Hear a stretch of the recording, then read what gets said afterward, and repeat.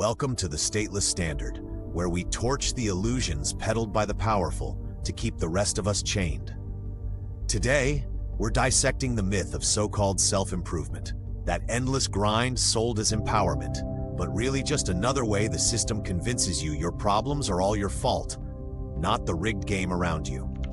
You can't fix what was never broken, yet that's the lie they shove down our throats. Optimize, upgrade, become more productive for the machine. But what if you're already enough, right here, right now? What if this relentless pursuit is just distracting you from questioning the statists who profit from your dissatisfaction? Let's cut through the noise with a cold, hard number. The global self-improvement market rakes in over $43 billion a year. Books, courses, apps, seminars, all hawking the promise of a better you. And it's booming in this era of optimization where every breath you take is tracked. Sleep scores, step counts, productivity metrics. Sounds empowering, right? Who wouldn't want to evolve? But here's the cynical twist. Despite this avalanche of advice, anxiety and depression are skyrocketing, especially among the young. Social media, that statist-approved surveillance tool disguised as connection, correlates directly with plummeting self-esteem. We're drowning in how-to-be happy guides, yet peace slips further away. Why? Because we've tied our worth to growth, made inner calm contingent on achievements. We've turned ourselves into perpetual projects, problems begging for solutions, all while ignoring how the powerful design society to keep us feeling inadequate, too busy self-fixing to challenge their control. The Stoics saw through this scam 2 millennia ago, long before the self-help gurus turned philosophy into profit. Marcus Aurelius, that emperor who somehow kept his head amid the empire's rot, wrote, "You have power over your mind, not outside events. Realize this, and you will find strength." Notice he didn't peddle some future upgrade.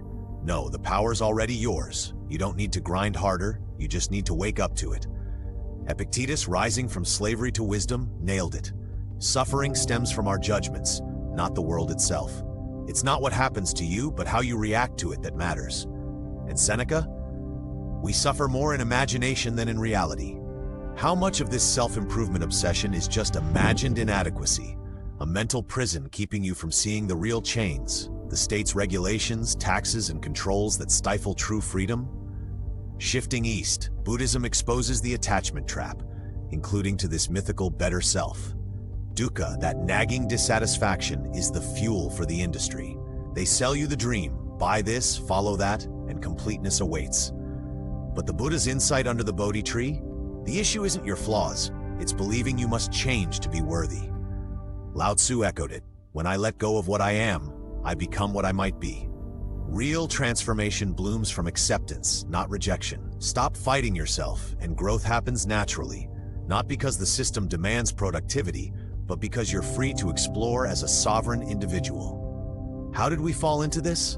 Blame the cultural myth of the self-made man, especially in America. A narrative that's half-truth at best. Sure, reinvent yourself, but the shadow, if success is always attainable, your failures are personal defects, not symptoms of a statist economy rigged by cronies and regulations. Social media amplifies it, bombarding us with highlight reels that make us feel lesser. Studies show capping it at 30 minutes a day slashes loneliness and depression because you stop comparing to illusions. Even authenticity's commodified now. Another box to check. The self-help machine identifies problems, laziness, lack of confidence, and sells fixes that spawn more issues. Buy a productivity course? Now you're overwhelmed with tasks. Meditation for peace? Stress over doing it right. It's a vicious cycle, profiting off your humanity while distracting from real oppressors. The state and its corporate allies who want you optimized, not liberated. Ancient wisdom knew better. You're not a machine to optimize, but a human. Imperfect by design, and that's the beauty. Marcus Aurelius urged, "Confine yourself to the present. Right now, with all your flaws, you are enough. Your worth isn't earned, it's inherent, a birthright the statists can't tax away." Epictetus focused on control. Judgments, responses, character. Not perfection, but honesty and kindness, starting with yourself. Acceptance isn't resignation, it's dropping the fight against reality. Like a tree, grow naturally, without self-doubt. Buddhist teacher Pema Chodron warns against self-aggression. Look honestly but gently. Treat yourself like a friend, not a critic echoing the industry's shaming voice. The Stoics remind us, progress can mean stillness. Seneca advocated rest. The mind sharpens after a break. Taoism's Wu Wei, effortless action, aligns with flow, not force. Swim with the current, honor your rhythms. Acceptance doesn't breed complacency. Look at the Stoics' achievements. Emperors, advisors, teachers, all from inner stability, not desperate hustle. The Buddha found enlightenment through acceptance, not extremes. Grow from wholeness, driven by curiosity, not fear. Peace starts when that anxious striving stops. Effort persists, but from sufficiency. So in practice, how do you live this amid the barrage to do more? First, question the narrative. Recognize self-improvement as a distraction from systemic issues. Why fix yourself when the state's the broken one? Limit social media. Curate feeds that empower, not erode. Practice self-compassion. Journal kindly. Meditate without judgment. Set goals from joy, not obligation. Learn for curiosity's sake. Rest unapologetically. Productivity isn't virtue. Surround yourself with real connections, not virtual comparisons.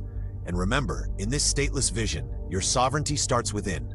Reject the myth, claim your inherent worth, and watch true freedom unfold. If this resonates, or if you see through the cynicism to the liberation, drop your thoughts below.